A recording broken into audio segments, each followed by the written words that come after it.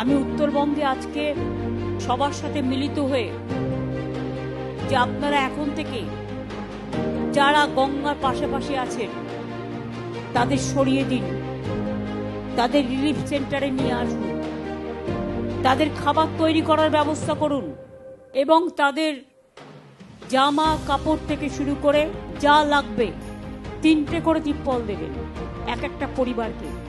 Plus আমি আমার পক্ষ থেকে আমি কিছু ড্রাই প্যাকেট করে দিই। তিস্তার লকগেট আমি দেখলাম, সিএস আমাকে ছবি পাঠিয়েছেন, হুড়ুর করে জল যাচ্ছে। আমরা নদীমাতৃকার দেশ, কিন্তু আমাদের দুর্ভাগ্য অন্য রাজ্যের জলে, অন্য রাষ্ট্রের জলে সব জল এসে নৌকায় ডুবে যায় আর সাফার করে আমাদের মানুষেরা। এরা এই জলটা যদি যখন 80% ভরে একটু একটু করে ছাড়ে তাহলে কিন্তু বন্যাটা হয় না। জনপ্রতিনিধিদের যেমন দায়িত্ব আছে, দায়িত্ব সরকারি কর্মচারীদের আছে। তার মধ্যে পুজো হবে, পুজোতেও যেন কোনো অসুবিধে না হয়।